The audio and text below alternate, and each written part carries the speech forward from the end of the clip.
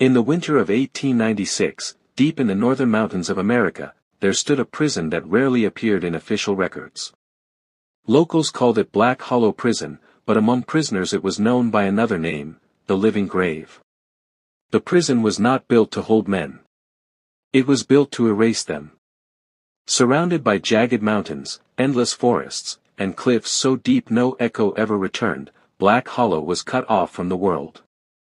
Snow buried its walls for most of the year. The cold was so sharp it burned the lungs, and at night, the wind carried sounds that did not belong to nature, whispers, cries, and sometimes laughter that had no source. People said that anyone who entered Black Hallow either died inside, or left as something that could no longer be called human. Elias Grey learned this truth the moment the iron gates slammed shut behind him. He was 32 years old, a former soldier, accused of participating in rebellion against the state. The charge was convenient. The truth was simpler and far more dangerous. Elias had spoken openly about corruption, about disappearances, about men taken in the night and never returned. 2 guards dragged him through the gates. The sound of metal closing echoed through the mountains like a final judgment. Elias turned his head just in time to see daylight vanish. The warden stood waiting. Henry Crow was tall and unnaturally thin, his uniform perfectly pressed, his face pale as if the sun had never touched it. His eyes were empty, not cruel, not angry, just hollow. When he spoke, his voice was calm, almost gentle. "There are no laws here," the warden said. "Only endurance." That was the first lie Elias heard in Black Hallow. The prison revealed its true nature on the very first night. Prisoners were fed once a day. The food was rotten, foul-smelling, sometimes crawling with insects. Many believed dirt and blood were mixed into it intentionally. The water came from rusted pipes and tasted of metal and decay. Men fell sick within days. Some never recovered. Punishment was constant. Whippings with iron-tipped lashes. Chains that cut into flesh. And the most feared place of all, the silence room. It was a narrow stone chamber with no windows and no light. Prisoners were locked inside for days, sometimes weeks. No sound. No sense of time.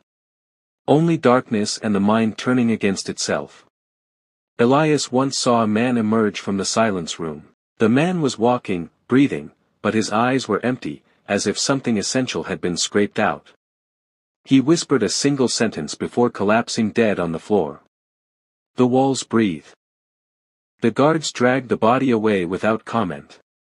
As days passed, Elias realized something far worse than cruelty defined Black Hallow. The prison was old, older than it claimed to be. Some of the stones were centuries worn, their surfaces uneven, almost organic in shape. At night, footsteps echoed through corridors even when no guards were on duty. Doors opened and closed on their own. Shadows moved against the walls, slow and deliberate. Older prisoners whispered that Black Hallow had not always been a prison. Long before the state claimed it, the place had been a religious correction facility. Men and women accused of sin, heresy, or disobedience were brought here to be purified. Priests believed suffering brought salvation. Hunger, isolation, fear, these were their tools. When the facility was shut down, the bodies were never buried. They were sealed inside the walls. That was why the prison never felt empty. Elias began to notice patterns. Certain prisoners were watched more closely. Taken away at night. Questioned for hours. Some never returned.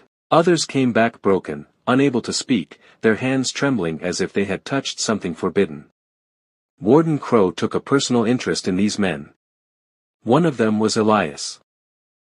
An old prisoner named Samuel Rowe befriended him. Samuel had been inside Black Hallow for over 20 years. His hair was white, his back bent, but his eyes were sharp, too sharp for someone who had survived that long.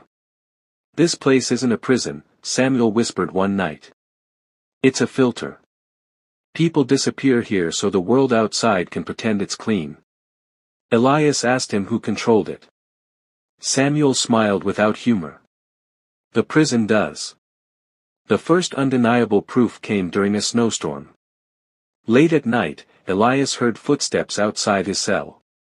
The sound was slow, dragging, wrong. The cell door creaked open, but no guard stood there. In the corridor, a shadow clung to the wall. It had no clear shape, only a suggestion of a man. Chains marked its neck. Its feet never touched the floor. Elias backed away in terror as the cell door slammed shut by itself. The next morning, a prisoner was found dead. His face was pressed into the wall, his mouth open in a silent scream. Embedded deep into the stone beside him was a handprint, as if something had reached from inside the wall and pulled him in. The guards said it was madness. An accident. No one believed them. That night, Elias understood the truth. Black Hallow was alive. It fed on fear, on suffering, on silence. And Warden Crow was not its master, he was its caretaker. Elias lay awake in the dark, listening to the walls breathe. He made a decision. He would not die here. If escape was impossible, he would survive long enough to expose the truth. If survival failed, he would make sure Black Hallow burned with him. He did not yet know who would help him. He did not know who would betray him. He did not know how many would die before freedom was even possible. But one thing was certain: to escape Black Hallow, a man first had to survive it. And survival was the most brutal sentence of all. The idea of escape did not arrive as hope. It arrived as necessity. After the night Elias saw the shadow in the corridor, sleep became a luxury he could no longer afford. Every creak of stone, every breath of wind slipping through the cracks felt like a warning. Black Hallow was watching. It always had been. The first rule Elias learned was silence. Talking too much attracted attention, not just from guards, but from something else that listened through the walls. Prisoners who spoke loudly at night often vanished by morning. No blood. No struggle. Just absence. Samuel Rowe noticed the change in Elias. "You've seen it," Samuel murmured one evening as they sat shoulder to shoulder during mealtime. "The thing that walks when guards don't." Elias didn't answer.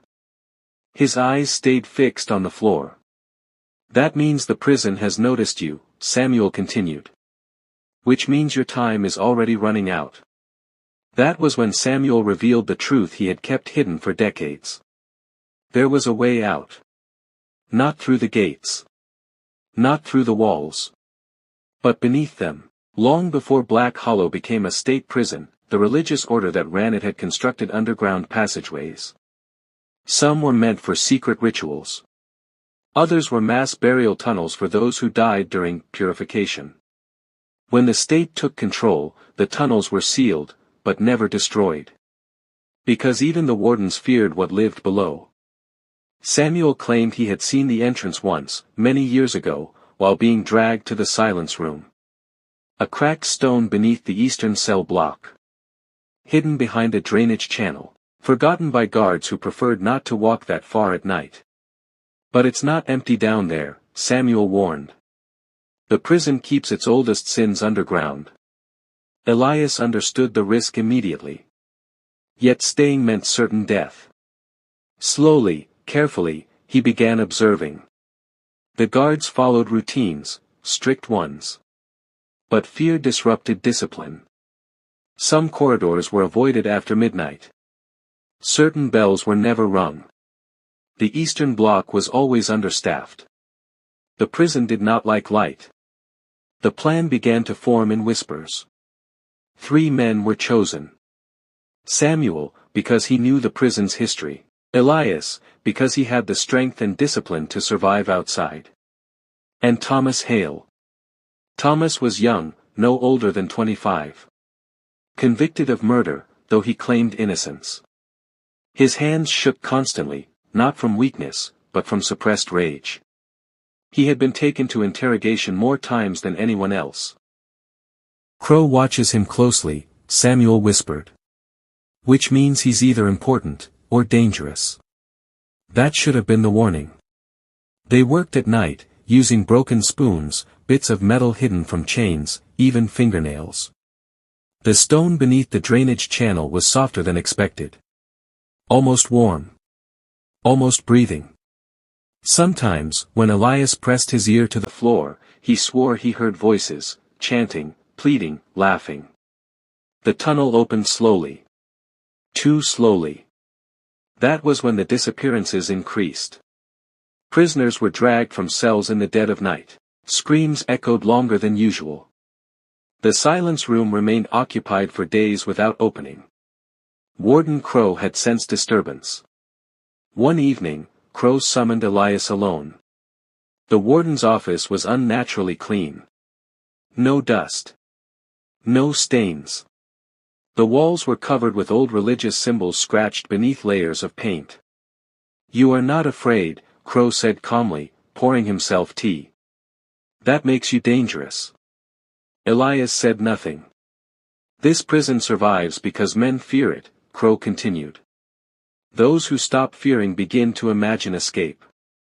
Crow's eyes locked onto Elias. "There is no outside," he whispered.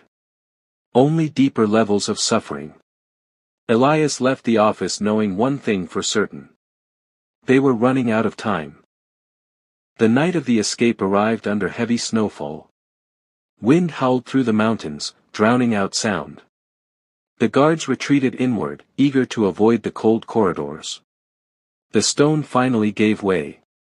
The tunnel yawned open like a wound.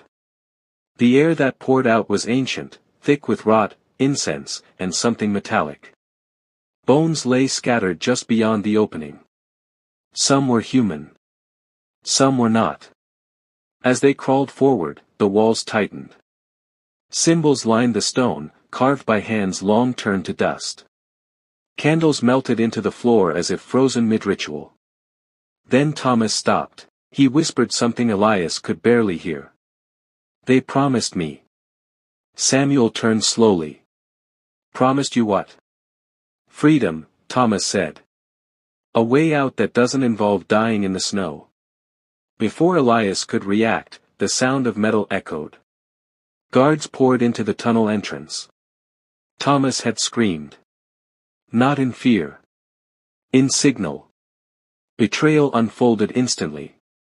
Samuel was dragged away, beaten unconscious as he begged Elias to run. Elias fought blindly, blood filling his mouth as batons crashed into bone. Thomas stood behind the guards, untouched. Warden Crow stepped forward, his face calm. "You see," Crow said softly. "The prison always chooses who belongs." Samuel's eyes met Elias's one last time as he was pulled back toward the silence room. "Don't stop," Samuel whispered. "Even if I don't make it." Elias was thrown back into his cell, chained tighter than ever before. That night, screams echoed from below the prison, screams that did not sound human. Samuel never returned. Thomas received privileges. Better food. Fewer chains. His cell remained empty at night. Elias understood the final truth. Black Hallow did not just punish escape. It rewarded betrayal. And it was patient. The prison had not stopped him. It had marked him. And the next escape attempt would demand far more than courage. It would demand sacrifice. Escape did not come with freedom.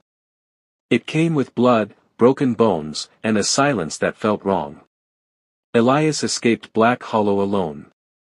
The opportunity arrived on a night when the prison screamed. Something went wrong beneath the walls, something ancient and hungry. Bells rang in panic. Guards ran through corridors shouting prayers instead of commands. Doors slammed. Keys fell. For the first time, order collapsed. Elias tore chains from the wall using a strength born from terror. He ran barefoot through corridors slick with ice and blood. A gate stood open where none should have been. He did not look back. The forest swallowed him whole. Snow fell thick and heavy, erasing tracks within minutes. Trees rose like black pillars, their branches twisted and skeletal. Elias ran until his lungs burned and his legs collapsed beneath him. When he finally fell, it was into a ravine half filled with frozen water. The shock nearly killed him. He crawled out, soaked, shaking violently.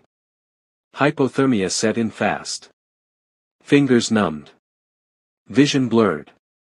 He tore fabric from his prison clothes and wrapped his hands, then forced himself to move again.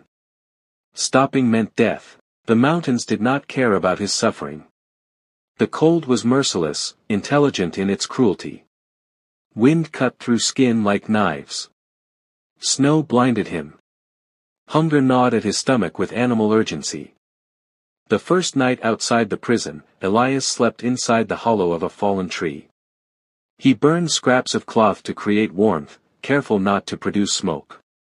His dreams were worse than the prison. He dreamed of Samuel screaming from inside the walls. He dreamed of Thomas smiling as the stones closed. He dreamed of Warden Crow standing in the snow, untouched by cold. When Elias woke, he found footprints outside the tree. They were not human. Days blurred together. Elias moved by instinct, following streams downhill, avoiding open ground. He ate bark, frozen berries, insects dug from beneath snow. Once, he caught a rabbit with a sharpened stone and cried as he ate it raw. Survival stripped him down to something primal. But Black Hallow was not done with him. On the fourth night, he heard bells. Faint. Distant. Impossible. The sound drifted through the trees like a memory, like a warning.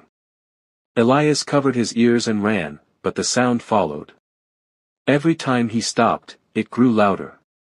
By dawn, he found himself staring at something he should not have seen. Ruins. Stone foundations buried in snow. Broken crosses. A collapsed chapel older than the prison itself. Symbols carved deep into the ground, symbols he had seen beneath Black Hallow. The forest had been part of it all along. Elias realized the truth with a sickening clarity. Black Hallow was not a place. It was a boundary. The prison was built to contain something that spread outward, infecting the land. Escape did not mean leaving its reach. It meant entering another layer of the same nightmare. That was when the hunters found him. They were not guards. They wore old uniforms, faded and patched. Rifles slung over shoulders. Faces scarred by frost and time. Men who had chosen to live near the prison for reasons Elias did not want to know. "You came from the hollow," one of them said. It was not a question. They dragged Elias to a remote settlement hidden deep in the mountains. A dozen cabins surrounded a central fire pit. People watched him with fear and hatred. An old woman stepped forward. "Escapees bring the curse with them," she said. "You should have died inside." Elias learned their history quickly. Children born near Black Hallow disappeared. Livestock were found drained of blood. People heard voices calling their names from the trees. The settlement existed to survive, not to save. They fed Elias sparingly. Watched him constantly. At night, they locked him inside a shed marked with protective symbols. He heard scratching on the walls. Whispers spoke his name. One morning, a child was gone. The villagers blamed Elias. They prepared a rope. That night, the forest erupted. Shadows poured from the trees. Shapes without form. Bells rang without towers. The ground shook as if something beneath it stirred. The villagers ran. Screamed. Died. Elias cut himself free and fled as fire consumed the settlement. He understood now. Black Hallow did not chase escapees. It followed them. Elias collapsed at the edge of a frozen river as dawn broke. He stared into the water and saw his reflection, gaunt, hollow-eyed, changed. Survival had not saved him. It had transformed him into a witness. And witnesses were dangerous. Somewhere behind him, deep in the mountains, the prison still stood. Waiting. Elias did not run toward civilization. He ran away from it. The river carried him south for days, its frozen edges cracking beneath his weight. Hunger hollowed him out from the inside. His body had begun to consume itself, muscles burned, joints screamed, vision dimmed at the edges. He drank melted snow and river water until his stomach cramped, but it was never enough. He had not eaten properly in over a week. Death followed him like a shadow that did not obey the sun.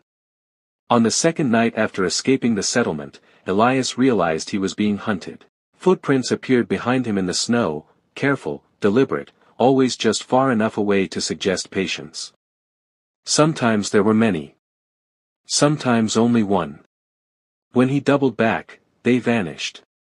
When he stopped, he heard breathing that was not his own. The prison had sent something after him. Not guards. Not men. Elias passed through a mining town that should have been abandoned. Smoke rose from chimneys. Lamps glowed warmly in windows. He stumbled into the street, barely conscious, and knocked on the first door he saw. A woman opened it. She screamed. The townspeople gathered quickly, eyes filled with terror as they stared at Elias's prison clothes, his scars, the symbols carved into his skin by chains and rituals he barely remembered. "You brought it here," someone shouted. That night, bells rang again. Not church bells. Warning bells. The townspeople locked themselves inside their homes. Elias hid in a cellar beneath a butcher shop, surrounded by hooks and dried blood. Hunger drove him to madness. He chewed leather straps. He licked frost from metal.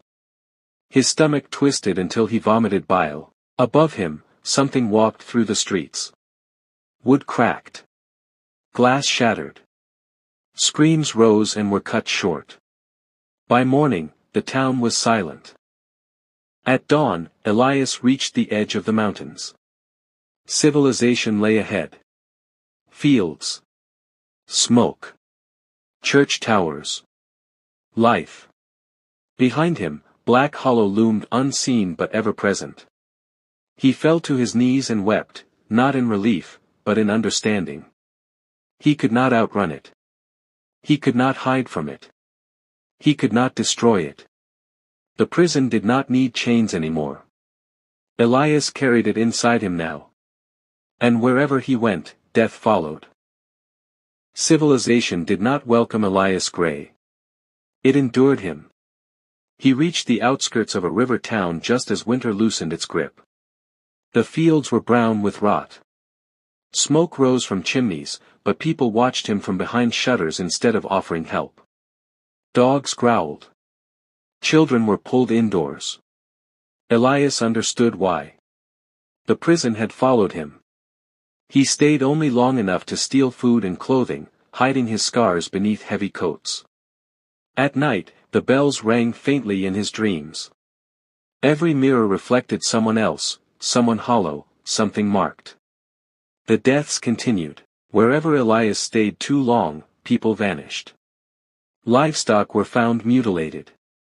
Churches reported whispers behind altars. He moved constantly, but Black Hallow stretched farther with every step. Until one night, the prison spoke to him clearly for the first time. Not through walls. Through memory. Elias collapsed in an abandoned barn, fevered and starving once again. The ground trembled. The smell of incense filled the air. When he opened his eyes, he was standing inside Black Hallow.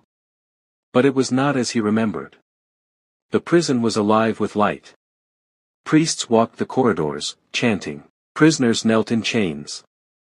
Blood soaked into stone grooves carved deliberately for that purpose. And at the center stood Warden Crow.